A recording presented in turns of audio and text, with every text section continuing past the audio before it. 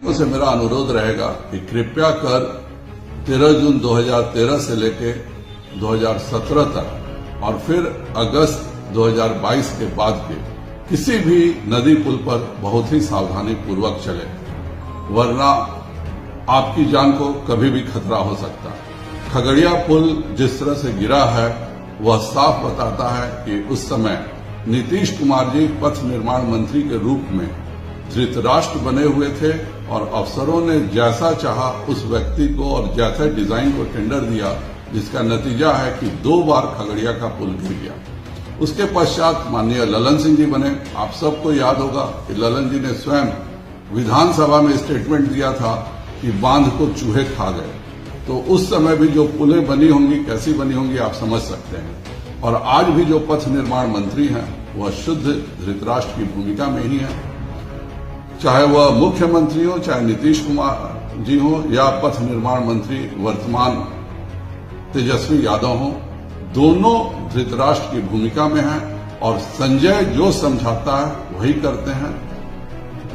अगर संजय के द्वारा जिस पुल का भी कहा जाएगा कि यह चलना चाहिए तो चलेगा, क्योंकि धृतराष्ट्र जी स्वयं देख नहीं सकते।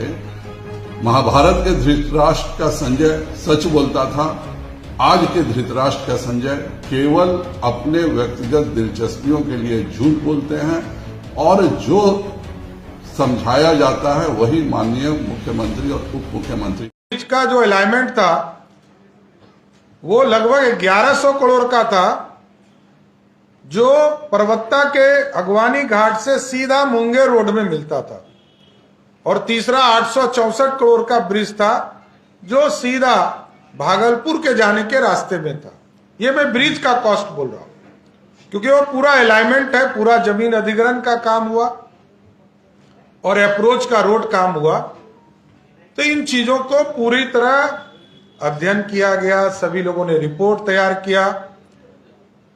ये पूरी तरह नीतीश कुमार जी पे मेरा सीधा आरोप है कि नीतीश कुमार जी के देख रेख में पूरा भ्रष्टाचार बिहार में बोलबाला कर रहा है। कोई दूसरा नहीं जानता, सिर्फ नीतीश कुमार जानता है।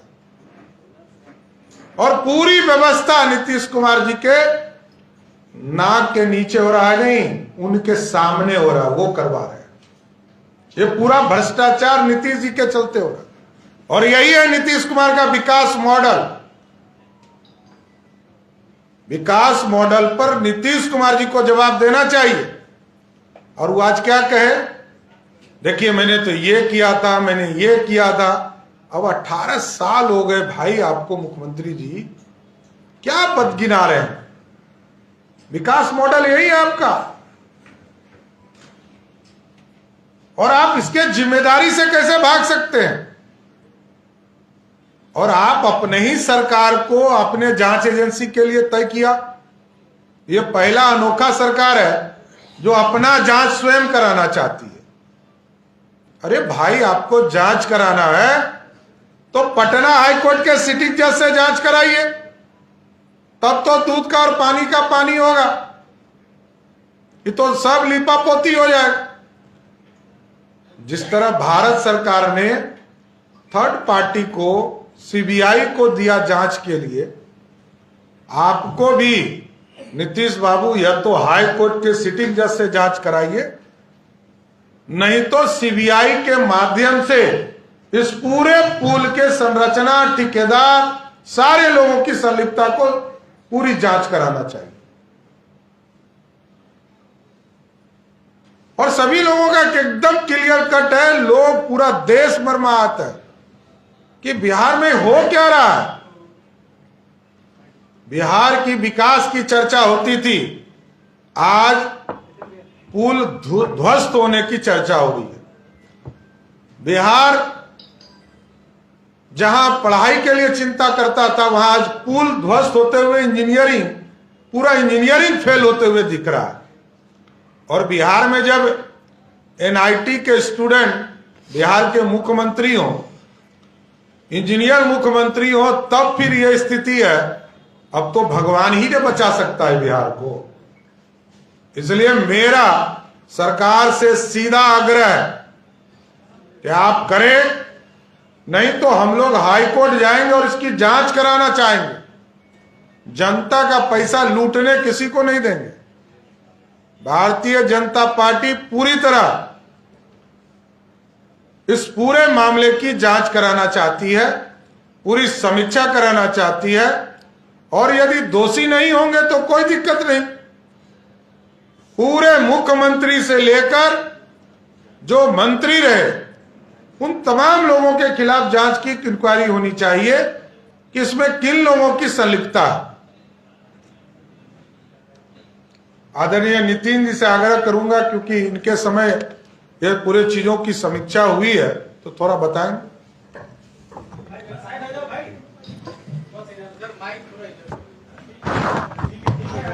आ जाएगा। माननीय अध्यक्ष जी ने जिन बिंदुओं को छुआ है बहुत ही स्पष्ट है। केवल एक लाइन इसमें और जोड़ना चाहता हूं कि ये पूरी तरह से ईपीसी मोड का था और इसके डिजाइन भी फाइनल 2016 में हुए थे। यानी ये 2016 में कौन थे ये आप सबको जानते हैं। और जो सबसे बड़ी बात अध्यक्ष जी ने कही है कि जब हम लोगों ने आईटी रुड़की की टीम और एनआईटी की टीम से जांच कराई, उसके फाइंडिंग्स सामने आए, तो फाइंडिंग्स आने के बावजूद भी आपने उसको रोकने की जगह, कार्रवाई करने की जगह आपने इंडोर्स कर दिया और फिर से अक्टूबर महीने से काम शुरू हुआ। मार्च महीने में आप ही ने विधानसभा के पटल में इसका जवाब दिया, जब डॉक्टर संजीव और कांग्रेस के विधायक अजीत शर्मा ने इस पर सवाल उठाया, तो आपने इसका सर्टिफिकेट बांटा कि काम बहुत अच्छा चल रहा है, कहीं कोई भ्रष्टाचार नहीं है और पूरे तरह से 2023 में काम कंप्लीट होगा। आपने सर्टिफिकेट दिया और कल के प्रेस वार्ता में आप ही कह रहे हैं कि उसके डिजाइन का फॉल्ट था, इसलिए इसको ध्वस्त करके हम लोग नया बनाने वाले थे। तो जब डिजाइन में फॉल्ट था, जिसकी बात आप खुद स्वीकार कर रहे हैं, उस रिपोर्ट के आधार पे जिसकी जांच हम लोगों ने कराई, तो मेरा यह मानना है कि जब उसके बावजूद भी आपने काम क्यों लगाया, आपकी क्या मंशा थी काम लगाने की, आखिर क्या इसके बीच में खेल चला। और गरीब जनता का पैसा 1700 करोड़ की योजना थी, आपको तत्काल रोक कर कार्रवाई करनी चाहिए थी। कहीं ना कहीं तेजस्वी यादव जी, आपने पूरी तरह से इस योजना का सब कुछ जानते हुए भी दोबारा काम शुरू कराकर कहीं ना कहीं स्पष्ट रूप से इसमें काला बाजारी किया है और इसका नतीजा है कि पुल पूरी तरह ध्वस्त हुआ है। ये दोनों विषय मैं आपके सामने रखना चाहता था, एक तो विधानसभा पटल का विषय और दूसरा इसके फाइंडिंग्स आने के बावजूद भी आपने इस जांच को किनारे कर दिया और फिर से काम चालू कराया। ये पूरा आरोप आप पर जाता है। देखिए, अब तो सीधा आरोप भी है और सरकार को जवाब देना चाहिए कि ये जो आज इन लोगों ने कहा कि फाइंडिंग के बाद पूरे पुल को ध्वस्त करूंगा, ये जो पूरा पैसा खर्चा हुआ ये लोग देंगे क्या? नीतीश बाबू या तेजस्वी यादव जी क्या इस पूरे राशि को अपने खेत खलियान बेचकर, जो इन लोगों के पास करोड़ों रुपए है, ये बेचकर देंगे क्या? ये मेरा सीधा आरोप है नीतीश कुमार जी पर, क्योंकि इनके सुपरविजन में, क्योंकि ये पथ निर्माण मंत्री 2014 में थे, इन्होंने ये डिजाइन फाइनल किया। तो ये डिजाइन कहां से आया, किस एजेंसी ने दिया और किस एजेंसी के माध्यम से ये पूरी चीजें हुई? तो ठेकेदार किसने बहाल किया, ये जांच का विषय। एजेंसी और किस रिपोर्ट के आधार पर नीतीश कुमार जी ने ये टेक्नोलॉजी अपनाया, ये जांच का विषय है। और इसमें जो पूरा खेल हुआ है, इसका भी जांच होना चाहिए। और नीतीश कुमार जी और तेजस्वी यादव जी जितने राशि खर्चे हो गए बिहार के लोगों का, इस पैसे को क्या अपने निजी कोष से जमा करेंगे? धन्यवाद।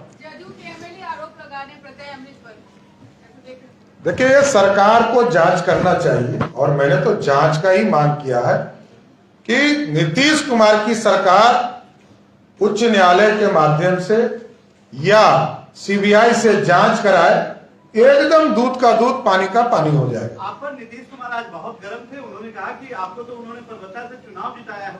उनको क्या, उनको फिर याददाश्त लगता है गड़बड़ा गया उनको नहीं, स्वाभाविक है, हमको लग रहा होगा, आप लोग देख रहे होंगे तो हमको सेंस है कि नहीं पता चल रहा होगा। बड़े भाई हैं, बुजुर्ग हैं, उन पर क्या बोलूं, लेकिन हमको लगता है फिर मेमोरी उनकी लॉस हो गई। इसलिए कहा मैंने मेमोरी लॉस कि जब वो मुख्यमंत्री भी नहीं हुए थे तब मैं बिहार सरकार में मंत्री हो गया था, समझ गए। वो पहली बार 7 दिन के लिए टेम्पोररी आए थे, उसके पहले मंत्री हो गए थे। हमको हटाने के लिए नीतीश कुमार कहा क्या क्या पापड़ बेलते हैं, तो सब दिन उनकी आदत रही है। सब पूरा बिहार जानता है कि हमको चुनाव से लड़ने से रोकने के लिए वो क्या क्या करते रहे। और जहां तक नीतीश बाबू का चर्चा क्या कि ने आपने किया कि परबत्ता से उन्होंने जिताया, तो आपको सिर्फ जानकारी दे देते हैं, मैं उनके खिलाफ जीत कर आया हूं। मैं उनके पक्ष में कभी चुनाव नहीं लड़ा, क्योंकि लड़ने ही नहीं दिया। मैं 2000 में भी जीत के आया उनके खिलाफ, 2010 में भी उनके खिलाफ जीत कर आया। और मैं तो एकदम बता रहा हूं, इतिहास साक्षी है, नीतीश कुमार जी समता पार्टी के भी विरोधी थे। मेरी माता जी समता पार्टी से चुनाव लड़ रही थी। समता पार्टी में रहकर, रेल मंत्री रहकर मेरे मां के खिलाफ वो चुनाव में विरोध कर रहे थे। और मैं जानता हूं नीतीश कुमार जी को, हमको बताने की जरूरत नहीं। 28 साल हो गया नीतीश कुमार जी को मुख्यमंत्री बनाने के चक्कर में जेल गया हूं। और जब 95 का चुनाव खत्म हुआ था ना, तो नीतीश कुमार भाग के लालू जी के यहां जा रहे थे, समता पार्टी छोड़ के। लालू जी ने कहा कि अब इसको लेने नहीं है। तो सब दिन हम लोगों को याद है नीतीश बाबू का।